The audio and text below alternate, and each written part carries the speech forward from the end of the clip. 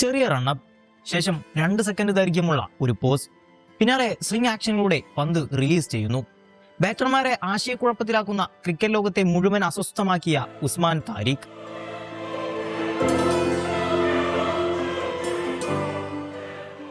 Bowling ആക്ഷനും ചുറ്റും നിറഞ്ഞു നിൽക്കുന്ന വിവാദങ്ങളും അതാണ് ഉസ്മാൻ താരിഖിന്റെ ക്രിക്കറ്റ് ഭൂമികയിലെ അടയാളം.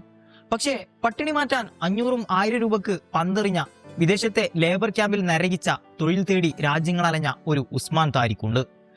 ആഗ്രഹിച്ച് സ്വപ്നം കണ്ടതും എല്ലാം ക്രിക്കറ്റ് ആയിരുന്നു. അതിനോടുള്ള അടങ്ങാത്ത വിശപ്പ് അയാളെ ലോകകപ്പിലേക്ക് എത്തിച്ചതും ആ വിശപ്പ് തന്നെയായിരുന്നു.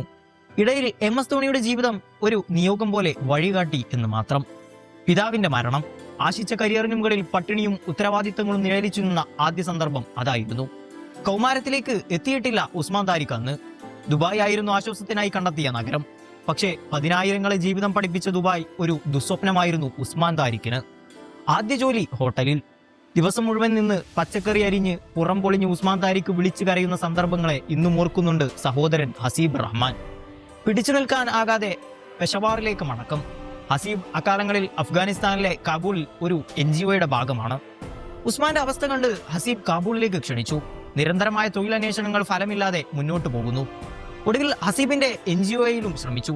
തന്റെ പാതി ശമ്പളം നൽകിയെങ്കിലും ഉസ്മാൻ ജോലി കൊടുക്കണമെന്ന് ഹസീബ് അപേക്ഷിച്ചിട്ടും അത് സംഭവിച്ചില്ല. കാബൂളിലെ -15 ഡിഗ്രി തണുപ്പ് ഉസ്മാൻ താരിഖിന്റെ ആരോഗ്യസ്ഥിതി മോശമാക്കുകയായിരുന്നു. ആഴ്ചകളോളം നീണ്ട അരച്ചിലിനൊടുവിൽ വീണ്ടും പാകിസ്ഥാനിലേക്ക് മടക്കം. ഇസ്ലാമാബാദിൽ പലവിധ ജോലികളുമായി നീണ്ട 3 വർഷങ്ങൾ. 2016 ഒരിക്കൽ കൂടി ഉസ്മാൻ താരിഖ് ദുബായിലെത്തി. 2ാം വരവിൽ ലേബർ ക്യാമ്പിലെ നരക ജീവിതം. 20 പേരടങ്ങുന്ന മുറിയിൽ ഉണ്ടുറങ്ങി നീങ്ങി. ഒടുവിൽ ലോജിസ്റ്റിക്സ് കമ്പനിയിൽ ജോലി ലഭിച്ചതു മുതൽ വീണ്ടും ക്രിക്കറ്റ് സ്വപ്നങ്ങൾ പൊടി തട്ടിയെടുക്കുകയായിരുന്നു. ആദ്യ വഴിത്തിരിവ് 2016 ഒക്ടോബറിലാണ്. അന്ന് ദുബായിൽ പാകിസ്ഥാൻ സൂപ്പർ ലീഗ് ടീമായ പെഷവാർ സെൽമി നടത്തിയ ടാലന്റ് ഹണ്ട്. ഉസ്മാൻ താരിഖിന്റെ ബോളിംഗ് കണ്ട സെൽമി സംഘം ഇംപ്രസ്ഡ് ആവുകയും പാകിസ്ഥാനിലേക്ക് മത്സരങ്ങൾക്കായി മടങ്ങി വരണമെന്ന് നിർദ്ദേശിക്കുകയും ചെയ്തു.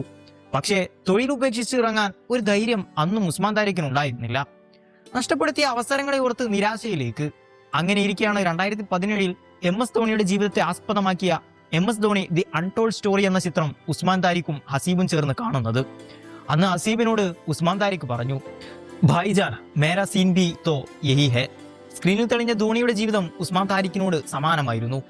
ഒരിക്കൽ കൂടി ദുബായിയോട് യാത്ര പറയുമ്പോൾ ഒരു തീരുമാനമെടുത്തു ഉസ്മാൻ താരിഖ്. ക്രിക്കറ്റിനപ്പുറം തനിക്ക് മറ്റൊന്നുമില്ലെന്ന്. ഇതിനിടയിലാണ് ഉസ്മാൻ താരിഖിന്റെ ബോളിംഗ് ദൃശ്യങ്ങൾ വൈറലാകുന്നത്. നൗഷാരയിലെ ക്രിക്കറ്റ് അക്കാദമിയിൽ ചേർന്നു. സമൂഹ മാധ്യമങ്ങളിലൂടെ വൈറലായതോടെ ചെറിയ തുകക്കെങ്കിലും ഉസ്മാൻ താരിഖിനായി ടീമുകൾ സമീപിച്ചു തുടങ്ങി. കിലോമീറ്ററുകളോളം നടന്നും അലഞ്ഞും മൈതാനങ്ങളിലേക്ക്. അന്നും താങ്ങായി ഹസീബ് ഉണ്ടായിരുന്നു. ബൈക്ക് വാങ്ങാൻ പണം നൽകി അല്പമെങ്കിലും എളുപ്പമാക്കി കാര്യങ്ങൾ. അതോടെ കഷ്ടതകളുടെ ക്ലൈമാക്സിനോട് അടുക്കുകയായിരുന്നു. അമേരിക്കയിലെ ചെറിയൊരു ക്ലബിൽ നിന്ന് വിളിയെത്തി. കറാച്ചി പ്രീമിയർ ലീഗിൽ തിളങ്ങി. ശേഷം PSLലേക്ക്, അവിടെ നിന്ന് കരീബിയൻ പ്രീമിയർ ലീഗിലേക്ക്, ഒടുവിൽ പാകിസ്ഥാൻ ദേശീയ ടീമിലേക്ക്.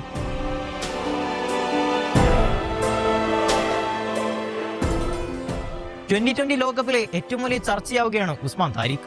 4 മത്സരങ്ങൾ മാത്രമാണ് T20 അന്താരാഷ്ട്ര തലത്തിൽ കളിച്ചിട്ടുള്ളത്. അതിൽ 12 വിക്കറ്റുകൾ. ഇക്കോണമി റേറ്റ് 6-ന് താഴെ.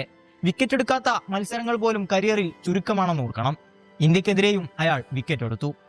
എതിർ ടീമിലെ താരമായാലും കഴിവ് അംഗീകരിക്കാതിരിക്കാൻ പറ്റില്ല.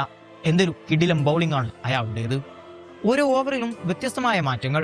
ഒരു ഓവറിൽ തന്നെ 4-5 തരത്തിലുള്ള ബൗളിംഗ്. അതുകൊണ്ട് തന്നെ ബാറ്റർമാർക്ക് എളുപ്പത്തിൽ അത് പിക്ക് ചെയ്യാൻ കഴിയുന്നില്ല. ഇന്നലത്തെ മത്സരത്തിൽ പോലും പ്രമുഖ താരങ്ങൾ അദ്ദേഹത്തിനെതിരെ പൂർണ്ണ സ്വാതന്ത്ര്യത്തോടെ റൺസ് കണ്ടെത്താൻ കഴിഞ്ഞില്ല. തിലക് വർമ്മയോ സൂര്യകുമാർ ആയാലും അദ്ദേഹം നിയന്ത്രണത്തിൽ പിടിച്ചു നിർത്തിയതിൽ നിന്ന് തന്നെ അദ്ദേഹത്തിന്റെ നിലവാരം മനസ്സിലാക്കാം. സൂര്യകുമാർ യാദവ് ഇദ്ദേഹത്തിന് ബൗളിങ്ങിനെ നേരിടാൻ വേണ്ടി പരിശീലനങ്ങളും മറ്റും നടത്തിയെങ്കിലും അതൊന്നും ഫലവത്തായില്ല. ഒരു ബൗളറുടെ മൂല്യം വിലയിരുത്തേണ്ടത് ആക്ഷൻ നോക്കിയല്ല, ഫലമാണ് നോക്കേണ്ടത്. റോഡുകൾക്കപ്പുറം അദ്ദേഹത്തിന്റെ സ്പിൻ വൈവിധ്യവും നിയന്ത്രണവും തന്നെയാണ് സംസാരിക്കുന്നത്. സൂക്ഷ്മതയുള്ള ലൈനും ലെങ്തും, മാറ്റങ്ങളുള്ള സ്പീഡും, ഇതൊക്കെയാണ് അദ്ദേഹത്തെ വേറിട്ടു നിർത്തുന്നത്. സിമ്പിളായി പറഞ്ഞാൽ ഈ ബൗളറെ നിസ്സാരമായി കാണാൻ പറ്റില്ല. ഉസ്മാൻ താരിഖ് ഒരു സ്പെഷ്യൽ കേസാവുന്നത് സ്ലിംഗ് ആക്ഷൻ കൊണ്ട് മാത്രമല്ല, വേരിയേഷനുകൾ കൊണ്ടുകൂടിയാണ്. സ്ലിംഗ് ആക്ഷൻ പരീക്ഷിച്ചിരുന്ന ഇന്ത്യക്കാരുണ്ട്. കേദാർ ജാദവിനെ പോലെ stop and deliver style Ashwin പരീക്ഷിച്ചിട്ടുമുണ്ട്. പക്ഷേ ഇതൊന്നും നാച്ചുറൽ ആയിരുന്നില്ല, ഡിഫൻസീവ് ബൗളിംഗ് ആയിരുന്നു. അതുകൊണ്ട് വേരിയേഷൻസ് സാധ്യമായിരുന്നില്ല. ആഞ്ഞറിയുക, ദാറ്റ്സ് ഓൾ.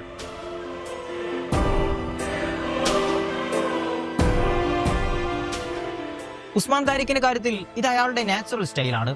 അതുകൊണ്ട് നാച്ചുറലായ വേരിയേഷൻസുകളുമുണ്ട്. സ്റ്റോപ്പ് ബോൾ ഓഫ് ബ്രേക്ക് ആണ്. Leg break, high arm googly, long googly, flicker ball എന്നീ വേരിയേഷനുകൾ ഈ സ്വിംഗ് ആക്ഷനിൽ ഉസ്മാൻ എറിയും. 75 km/h മുതൽ 105 km/h വരെ വേഗത്തിലും എറിയും. സ്വിംഗ് ആക്ഷൻ തന്നെ സാധാരണയല്ല. അതിനൊപ്പം പൗസ് കൂടിയാകുമ്പോൾ വീണ്ടും അസാധാരണമാകുന്നു. ഇതിന് മേലെയാണ് വേരിയേഷനുകൾ. സ്വിംഗ് ആക്ഷൻ കൂടുമ്പോൾ പന്തിന് ബൗൺസ് കുറയും. വേരിയേഷനുകൾ നന്നായി ഉപയോഗിക്കുന്നത് ബാറ്റർമാർക്ക് വലിയ തലവേദനയാണ്. അത് അയാളുടെ സ്കിൽ സെറ്റാണ്. ലോ ബൗൺസിൽ ക്രോസ് ബാറ്റഡ് ഷോട്ടുകൾ എപ്പോഴും അപകടമാണ്. സ്ട്രൈറ്റ് ബാറ്റഡ് ഷോട്ടുകളാണ് സുരക്ഷിതം.